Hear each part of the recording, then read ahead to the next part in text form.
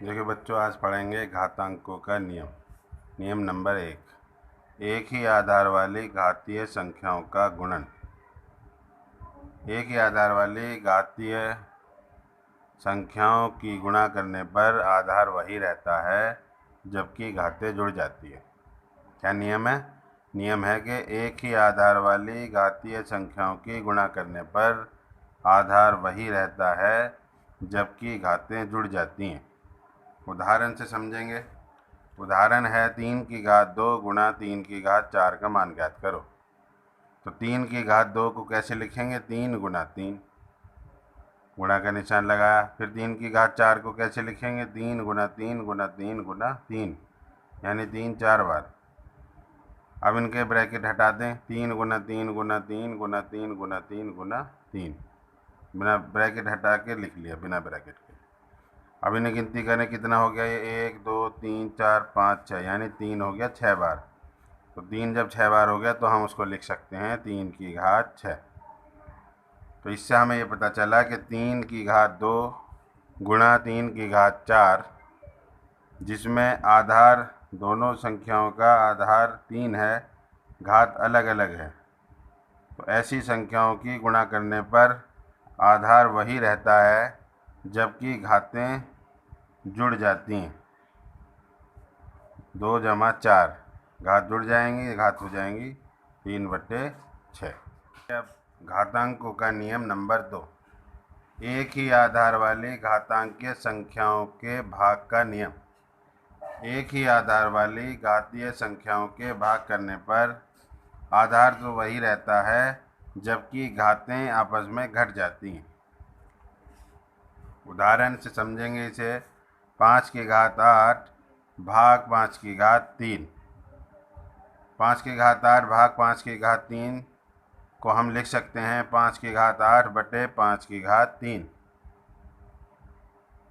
5 की घात 8 को हम घात 5 की घात 8 को हम लिख सकते हैं 5 गुना 5 गुना 5 गुना 5 गुना 5 गुना 5 गुना 5 गुना 5, यानी कि 5 को 8 बार गुणा।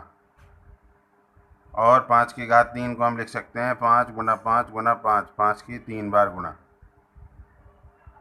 अब यहाँ हमने 5 के 3 बार गुणा को 5 की 3 बार गुणा को एक जगह ब्रैकेट में कर लिया, बाकी 5 बार गुणा को अलग कर दिया।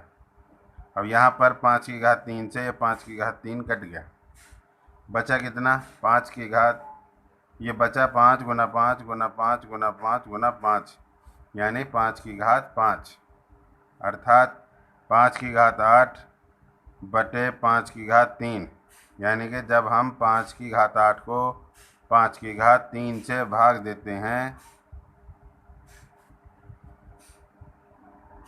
तो घातें, आधार तो वही रहता है, घातें घट जाती हैं। आधार 5 ही रहा, घात घट गई। 5 की घात 8 माइनस 3 यानी 5। अब देखिए घातांकों का नियम नंबर 3, किसी घात वाली संख्या की भी घात का मान ज्ञात करना। किसी घात वाली संख्या की भी घात अगर चढ़ी हो तो उसका मान ज्ञात करना। उदाहरण के लिए 5 की घात 3 की घात 4 का मान ज्ञात करो। तो 5 की घात 3 की घात 4, तो 5 की घात 3 की घात 4 को हम लिख सकते हैं 5 की घात 3 4 बार। 5 की घात 3 गुना 5 की घात 3 गुना 5 की घात 3 गुना 5 की घात 3। अब इस 5 की घात 3 को खोल देंगे, इसको भी हम लिख सकते हैं 5 गुना 5 गुना 5। देखिए ये हमने दिखाने के लिए ब्रैकेट के अंदर रखा। ये वाला 5 गुना 5 गुना 5, ये वाला 5 की घात 3 5 गुना 5 गुना 5, ये वाला 5 की घात 3 5 गुना 5 गुना 5। अब ये सारे ब्रैकेट हटा दिए।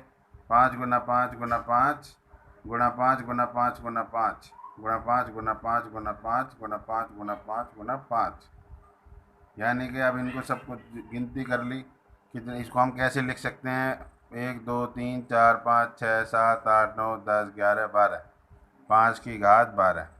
इसको हम 5 की घात 12 लिख सकते हैं, अर्थात 5 की घात 3 की घात 4 का मान क्या होगा? आधार तो वही रहेगा और घातों की गुणा हो जाएगी घात की दूसरी घात में गुणा हो जाएगी। 3 गुना 4, 5 की घात 3 गुना 4 यानी कि 5 की घात 12। अतः किसी घात वाली संख्या की घात का मान ज्ञात करने के लिए आधार तो वही रहता है जबकि घातों की गुणा कर देते हैं। अब जानेंगे घातांकों का नियम नंबर 4। पृथक आधार किंतु समान घातांक वाली संख्याओं का गुणा। यानी कि अगर अलग अलग आधार हों लेकिन घातांक समान हो तो उन संख्याओं की गुणा करने का तरीका, गुणा करने का नियम उदाहरण से समझेंगे। 2 की घात 4 गुना 3 की घात 4। तो 2 की घात 4 गुना 3 की घात 4 को हम ऐसे लिख सकते हैं। पहले 2 की घात 4 को टुकड़ों में लिख दिया, 2 गुणा 2 गुणा 2 गुणा 2। फिर 3 की घात 4 को खोल दिया, 3 गुना 3 गुना 3 गुना 3। अब इन सबको ब्रैकेट हटा दिए, 2 गुना 2 गुना 2 गुना 2, 3 गुना 3 गुना 3 गुना 3। अब हम यहाँ क्या करेंगे, इनके जोड़े बना लेंगे। 2 गुणा 3 गुणा 2 गुणा 3 गुणा 2 गुणा 3 गुणा 2 गुणा 3। तो 2 गुणा 3 कितनी बार है, 2 गुणा 3 गुणा 2 गुणा 3 गुणा 2 गुणा 3 गुणा 2 गुणा 3, ये 4 बार है। तो हम इसको लिख सकते हैं 2 गुणा 3 की घात 4। तो ये हो जाएगा, अर्थात 2 की घात 4 गुना 3 की घात 4 का मान हो गया 2 गुणा 3 की घात 4, या इसको हम ऐसे भी लिख सकते हैं 6 की घात 4। अतः पृथक आधार किंतु समान घातांक वाली संख्याओं की गुणा करने पर आधारों की गुणा हो जाती है लेकिन घात वही रहती है।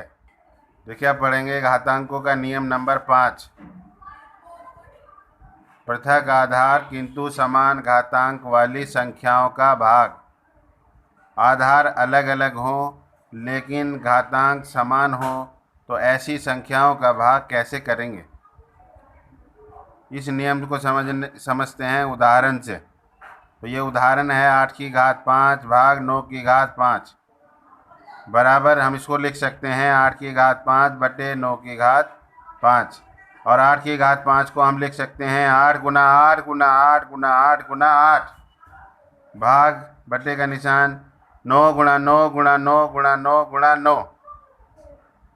अब हम यहाँ पर इनके जोड़े बना लेंगे और इसको लिख सकते हैं 8 बटे 9 गुणा 8 बटे 9 गुणा 8 बटे 9 गुणा 8 बटे 9 गुणा 8 बटे 9, अर्थात 8 बटे 9 की घात 5। 1 2 3 4 5, 5 बार है ना ये, तो 8 बटे 9 की घात 5।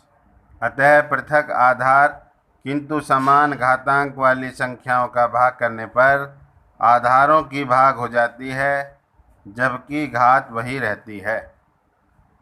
यदि a 0 से अलग कोई परिमेय संख्या है तो a की घात 0 का मान 1 होगा। देखो इसे समझेंगे उदाहरण से। 15 की घात 3 भाग 15 की घात 3 को हम लिख सकते हैं 15 की घात 3 बटे 15 की घात 3। और 15 की घात 3 को लिखेंगे 15 गुणा 15 गुणा 15, और 15 की घात 3 नीचे भी 15 की घात 3 है, इसको भी लिखेंगे 15 गुणा 15 गुणा 15। 15 से 15 कट गया, 15 एकम 15, 15 एकम 15, 15 एकम 15 और 15 एकम 15, इसका मान आ गया 1।